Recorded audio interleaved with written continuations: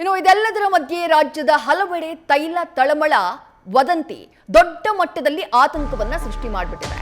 Petrol ಡೀಸೆಲ್ಗಾಗಿ ಬಂಕ್ಗೆ ಮುಗಿಬಿದ್ದಿದ್ದಾರೆ ಜನ. ಕೇಂದ್ರ ಸರ್ಕಾರ ಪ್ರತಿನಿತ್ಯ ಸುದ್ದಿಗೋಷ್ಠಿಯನ್ನ ಮಾಡಿ ಹೇಳ್ತಾ ಇದೆ, ಪೆಟ್ರೋಲ್ ಡೀಸೆಲ್ಗೆ ಯಾವುದೇ ರೀತಿಯಾದಂತಹ ಕೊರತೆ ಇಲ್ಲ, ನಮ್ಮಲ್ಲಿ ಇಡೀ ದೇಶಕ್ಕೆ ಬೇಕಾಗುವಷ್ಟು ಪೆಟ್ರೋಲ್ ಡೀಸೆಲ್ನ ರಿಸರ್ವ್ ಇದೆ, ಸಂಗ್ರಹ ಇದೆ ಅಂತ ಹೇಳಿ ಕೇಂದ್ರ ಸರ್ಕಾರ ಹೇಳ್ತಾನೆ ಇದೆ. ಆದ್ರೆ ಇದರ ಮಧ್ಯೆ ವದಂತಿಗಳು ಜನರನ್ನ ದಾರಿ ತಪ್ಪಿಸ್ತಾ ಇವೆ.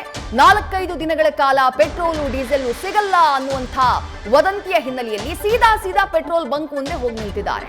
ಯುದ್ಧದಿಂದ ಪೆಟ್ರೋಲ್ ಸಿಗಲ್ಲ ಅನ್ನುವಂಥ ಮೆಸೇಜ್ಗಳು ವಾಟ್ಸ್ಆಪ್ ಗ್ರೂಪ್ನಲ್ಲಿ ಸೋಷಿಯಲ್ ಮೀಡಿಯಾದಲ್ಲಿ ಪಾಸ್ ಮಾಡ್ತಿದ್ದಾರೆ. ಹೀಗಾಗಿ ಪ್ಯಾನಿಕ್ ಆದಂತಹ ಜನ ಸೀದಾ ಹೋಗಿ ಪೆಟ್ರೋಲ್ ಬಂಕ್ಗೆ ಲಗ್ಗೆ ಹಾಕ್ತಿದ್ದಾರೆ.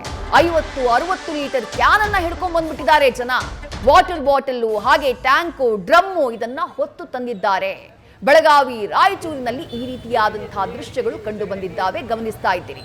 ಸೀದಾ ಪೆಟ್ರೋಲ್ ಬಂಕ್ಗೆ ಲಗ್ಗೆ ಇಟ್ಬಿಟ್ಟಿದ್ದಾರೆ. ಕಾರಣ ಏನು? ಯುದ್ಧ ಶುರುವಾಗ್ಬಿಟ್ಟಿದೆ, ನಾಳೆಯಿಂದ ಪೆಟ್ರೋಲ್ ಸಿಗಲ್ವಂತೆ, ನಾಳಿದ್ದಿಂದ ಪೆಟ್ರೋಲ್ ಇರಲ್ವಂತೆ, ಇನ್ನೊಂದು 5 ದಿನ ಪೆಟ್ರೋಲ್ ಲಭ್ಯ ಇಲ್ವಂತೆ. ಈ ರೀತಿಯಾದಂತಹ ಸುಳ್ಳು ವದಂತಿಗಳು ಪಾಸ್ ಆಗ್ತಾ ಇರುವಂತಹ ಕಾರಣಕ್ಕಾಗಿ ಜನ ಈ ಪರಿ ಆತಂಕಕ್ಕೆ ಒಳಗಾಗ್ತಾ ಇರೋದು. ಹೀಗಾದಾಗ ಏನಾಗುತ್ತೆ, ಏಕಾಏಕಿ ಇಷ್ಟು ಸಂಖ್ಯೆಯಲ್ಲಿ ಜನ ಬಂದಾಗ ಪೂರೈಕೆ ಮಾಡೋದಕ್ಕೆ ಅವ್ರ ಹತ್ರನೂ ಸಂಗ್ರಹ ಇಲ್ಲದೆ ಇದ್ರೆ ಸಹಜವಾಗಿ ಆ ಪ್ಯಾನಿಕ್ ಸಿಚುವೇಶನ್ ಮತ್ತಷ್ಟು ಎಸ್ಕಲೇಟ್ ಆಗುತ್ತೆ, ಮತ್ತಷ್ಟು ಹರಡೋದಕ್ಕೆ ಶುರುವಾಗುತ್ತೆ.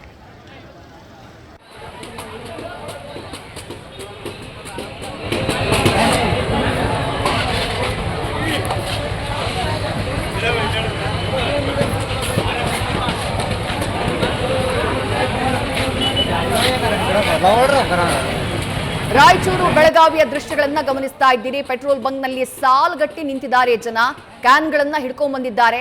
ಇವತ್ತು ಪೆಟ್ರೋಲ್ ತುಂಬಿಸ್ಕೊಳ್ಳದೆ ಇದ್ರೆ ನಾಳೆಯಿಂದ ಗಾಡಿ ಓಡಿಸೋದಕ್ಕೆ ಸಾಧ್ಯ ಇಲ್ಲ ಅನ್ನುವಂಥ ಆತಂಕ ಅವರದ್ದು. ಆದ್ರೆ ಅಸಲಿ ಸ್ಥಿತಿ ಏನು? ಕೇಂದ್ರ ಸರ್ಕಾರ ಪ್ರತಿನಿತ್ಯ ಸುದ್ದಿಗೋಷ್ಠಿ ಮಾಡಿ ಕೊಡ್ತಾ ಇರುವಂತಹ ಮಾಹಿತಿ ಏನು ಅಂದ್ರೆ, ಪೆಟ್ರೋಲ್ ಡೀಸೆಲ್ ವಿಚಾರದಲ್ಲಿ ಯಾವುದೇ ಆತಂಕ ಬೇಡ, ಗೃಹ ಬಳಕೆಯ ಸಿಲಿಂಡರ್ ವಿಚಾರದಲ್ಲೂ ಯಾವುದೇ ಕಾರಣಕ್ಕೂ ಆತಂಕ ಬೇಡ, ನಮ್ಮಲ್ಲಿ ಬೇಕಾದಷ್ಟು ಸಂಗ್ರಹಗಳಿದ್ದಾವೆ ಅನ್ನೋದನ್ನ ಬಹಳ ಸ್ಪಷ್ಟವಾಗಿ ಹೇಳ್ತಾ ಇದೆ. ಹಾಗೆ ಹೇಳ್ತಾ ಇದ್ರು, ಈ ರೀತಿಯಾಗಿ ಜನ ಪ್ಯಾನಿಕ್ ಆಗೋದು, ಸುಳ್ಳು ವದಂತಿಗಳು ಹರಡೋದು ಕಡಿಮೆಯಾಗ್ತಾ ಇಲ್ಲ. ನ್ಯೂಸ್ ಫಸ್ಟ್ ನಿರ್ಭೀತಿಯಿಂದ ನಿಮ್ಮ ಪರವಾಗಿ.